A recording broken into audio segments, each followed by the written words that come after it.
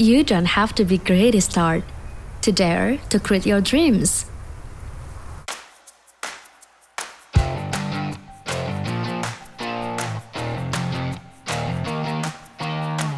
Get out of your comfort zone and explore your potential.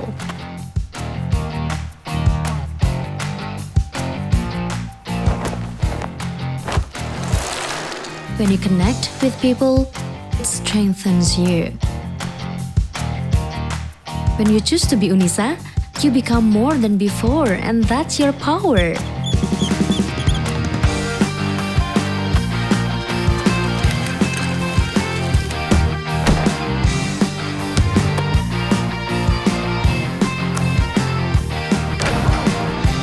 Across all professions, consistency is a result of our work ethic. We open insight, knowledge, and experience that prepare you to fight in the real world.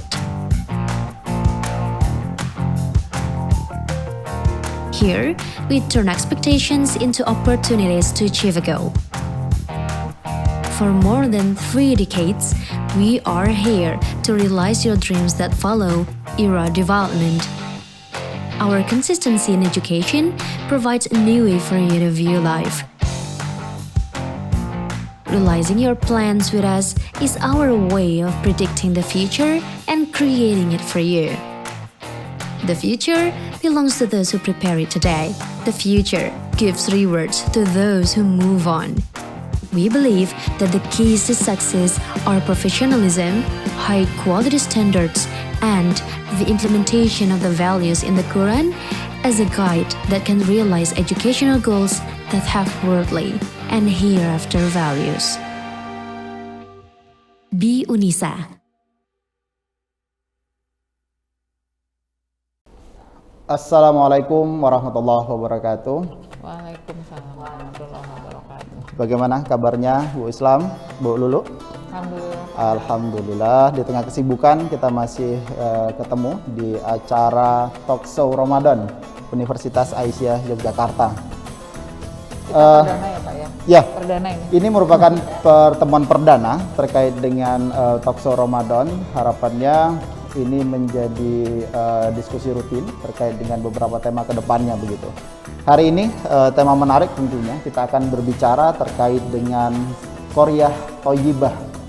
Mungkin bagi kalangan perserikatan, konsep ini tidak begitu asing karena selalu terdengar dari beberapa kegiatan, terutama kegiatan Aisyah begitu. Nah, ini pas banget begitu karena dua narasumber hari ini itu luar biasa. Bu Islam ini Ketua LPPI, Lembaga Pengkajian dan Pengamalan Islam yang ada di Unisa, dan kedua adalah Bu Lulu. Bu Lulu ini Ketua LPPM. Nah, tentunya banyak sekali aspek-aspek Qaryah Thayyibah nantinya dalam Unisa menjalankan programnya begitu.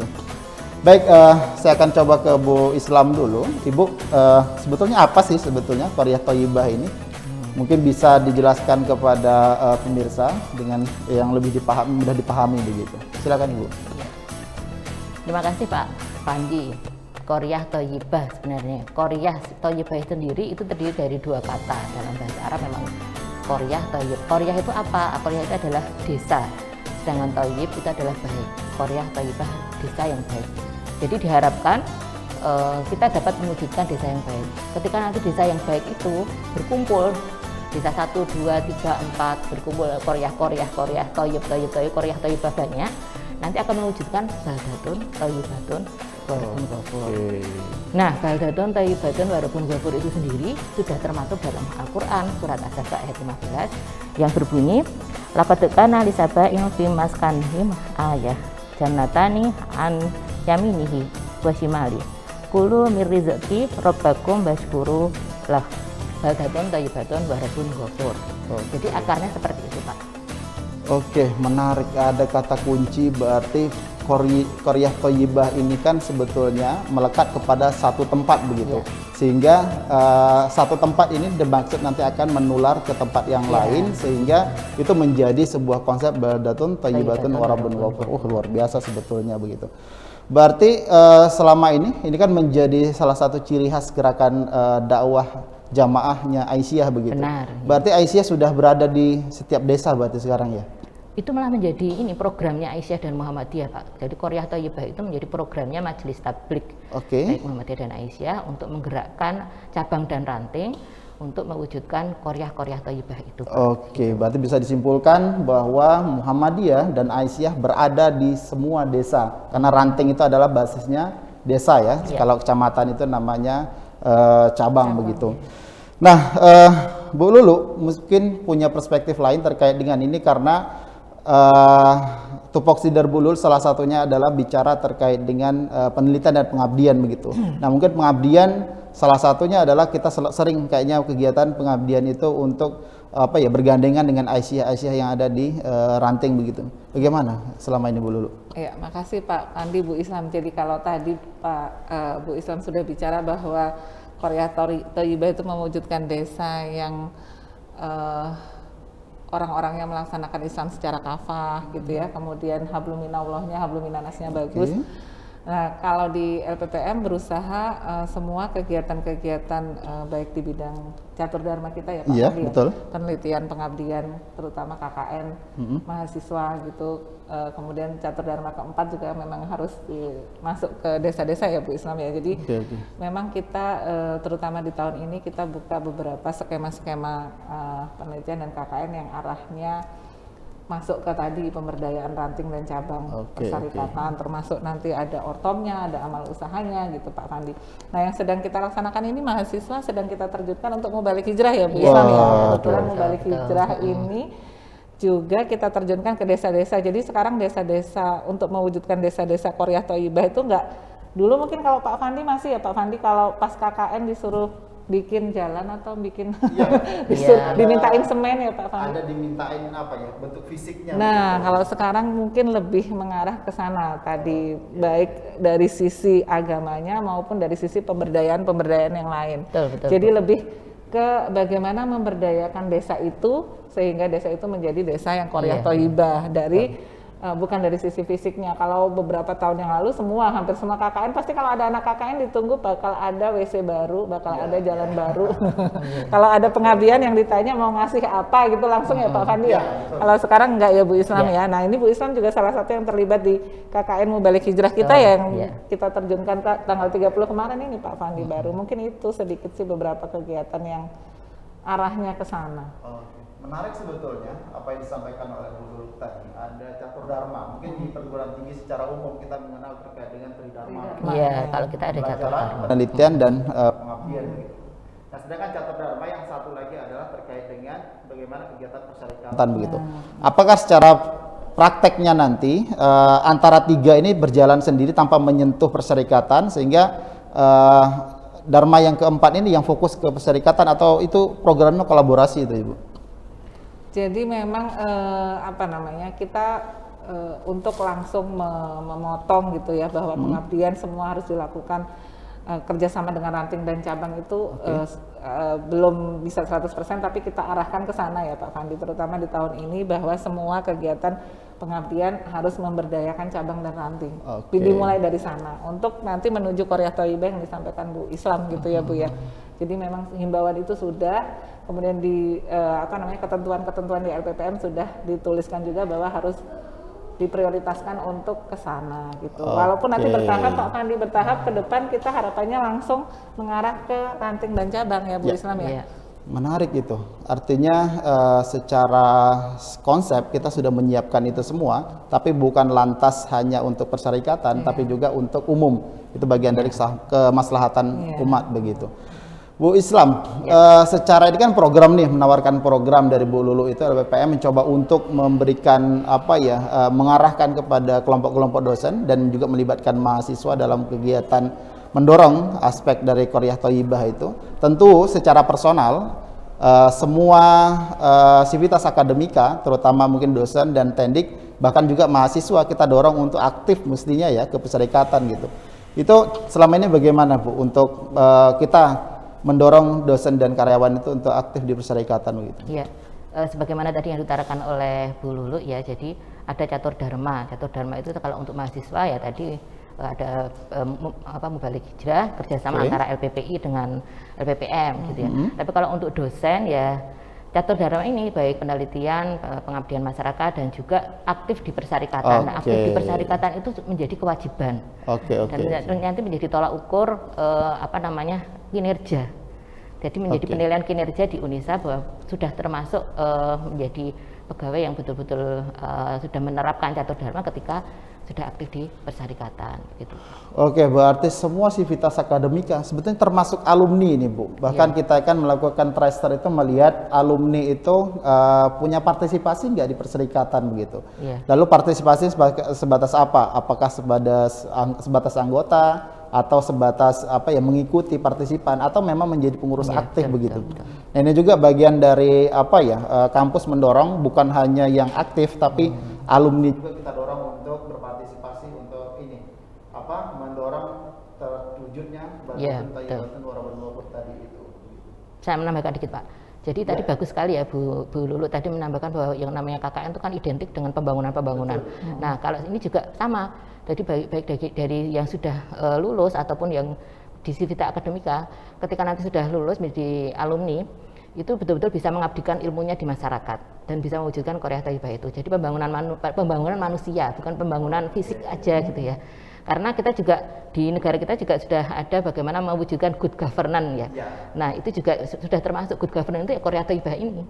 Nah, ketika kita mencapai sustainability development goals, nah ini dari wujud dari Qoryah Thayyibah ini. Berarti sebetulnya orientasi dari Qoryah Thayyibah itu bukan pada fisik, tapi kepada istilahnya itu lebih kepada kepribadian begitu. Kepribadian juga.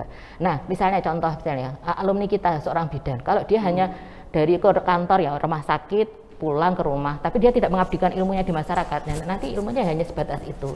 Dia punya kewajiban untuk menularkan itu ke masyarakat, gitu. Jadi wajib untuk ya Pulau Nuwun, Keranteng, cabang Aisyah, dia untuk mengabdikan ilmunya bahwa pembangunan kesehatan itu juga penting. Jadi memberikan penyuluhan tentang bahayanya pernikahan dini, bagaimana stunting, bagaimana lansia. Nah, itu kan penting dari salah satu contohnya mahasiswa bidan misalnya. Belum lagi fisioterapi, belum lagi yang lainnya. Ini contoh yang bagus ya. Artinya secara keilmuan alumni nanti selesai dalam perkuliahan tidak lantas hanya menjadi seorang profesional di tempat kerja begitu. Karena memang sejatinya kader itu nanti bukan hanya menjadi profesional atau istilah kayak zaman dahulu itu kamu jadi profesor silakan, jadi insinyur silakan, jadi dokter silakan, tapi jangan lupa kembali ke Muhammadiyah. Nah, kembali inilah tetap membawa visi dan misi Qoryah Thayyibah tadi itu gitu. Sebetulnya banyak yang mengatakan bahwa Qoryah Thayyibah itu bagian dari gerakan filantropi. Mungkin ada yang sekarang keterdengar istilah filantropi begitu ya. Mungkin bagaimana tanggapan Bu Islam dan Bu Lulu? Mungkin Bu Lulu dulu lah mulai terkait dengan ini. Ya, kalau saya sih lebih melihat Qoryah Thayyibah itu inti gerakannya adalah pemberdayaan ya Pak. Tadi bahwa bagaimana kita masuk ke masyarakat dan membuat masyarakat itu berdaya.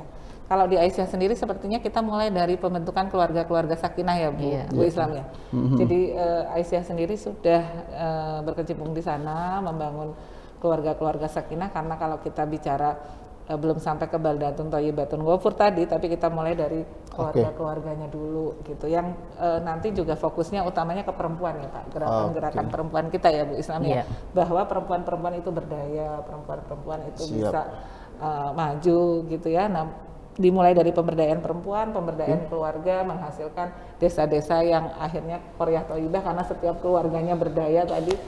Nah, akhirnya baru ke sana.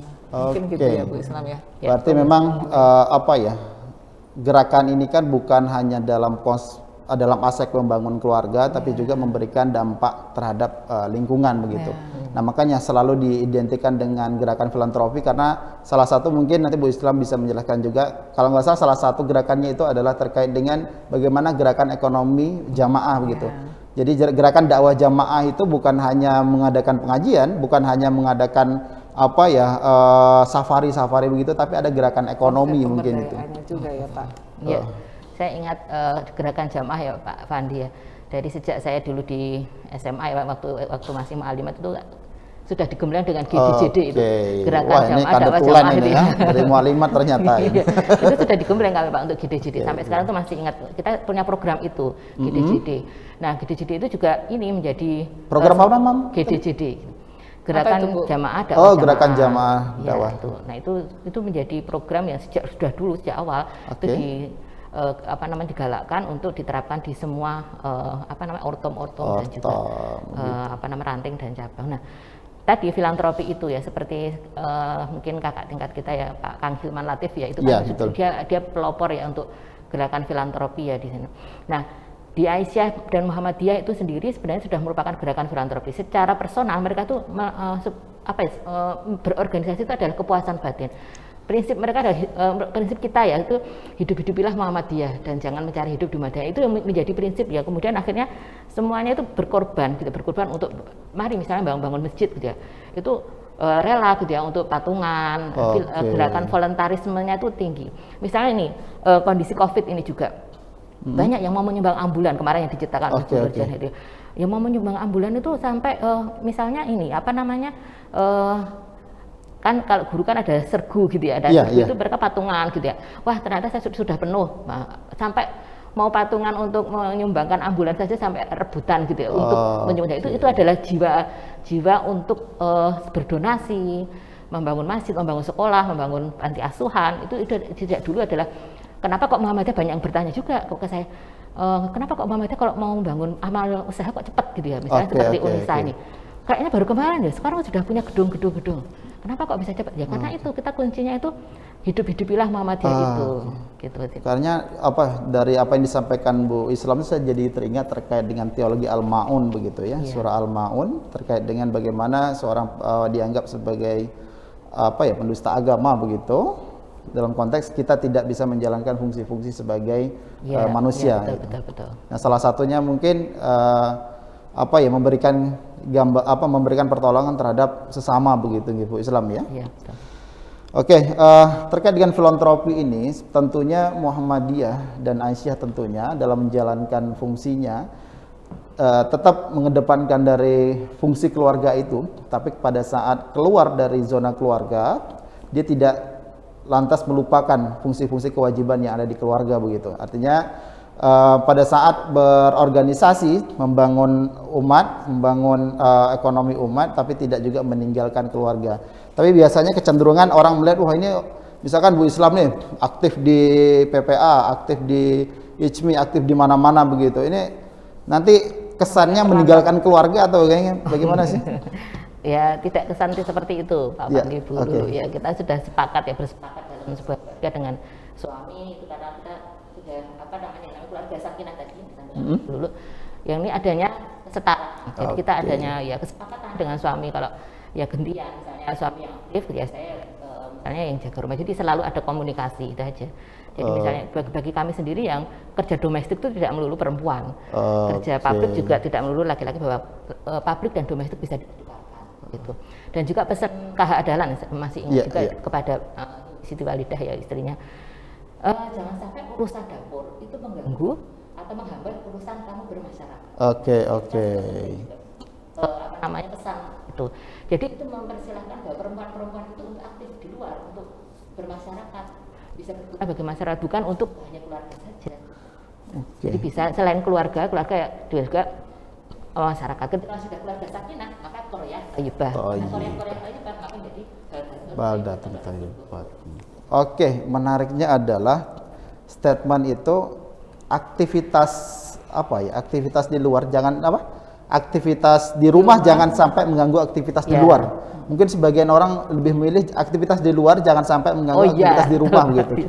Nah, ini juga mungkin menjadi catatan penting juga terkait dengan ini, bahwa kita didorong bahwa terutama perempuan-perempuan Aisyah itu didorong untuk aktivitas keluar, tapi dalam tanda kutip jangan meninggalkan kewajiban yang ada di rumah juga begitu. Anak, suami juga harus diurus. Tapi dalam konsep Muhammadiyah juga suami juga harus punya fungsi yang sama begitu, karena bukan urusan domestik itu urusan perempuan itu tidak begitu gitu. Makanya gerakan Korea Thayyibah ini bukan hanya kemauan dari ibu-ibu, bukan hanya kemauan dari bapak-bapak, tapi adalah kesengkuyung bareng. Artinya gerakan bareng, ada nilai toleransi. Kalau ibu-ibu yang harus keluar, maka bapak yang jaga rumah begitu. Kalau bapak yang berangkat, kalau bisa berangkat dua-duanya anaknya dibawa, itu biasa ya tradisi untuk kita gitu.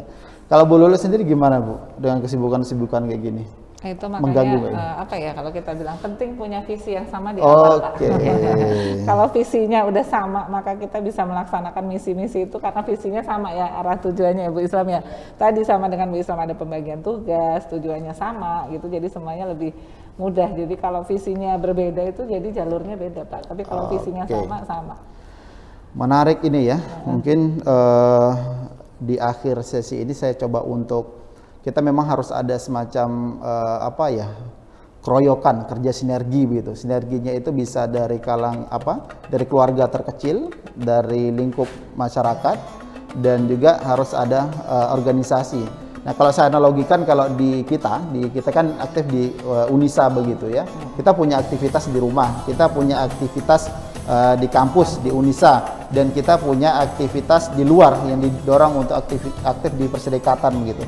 Itu untuk bisa bersinergi begitu bagaimana? Mungkin dari Bu Islam dulu, habis itu nanti Bu Lulu terkait dengan bagaimana sih menjaga ritme sinergi antara keluarga, kampus, dan kegiatan terutama yang perserikatan untuk juga mendorong aktivitas ini Qaryah Thayyibah tadi.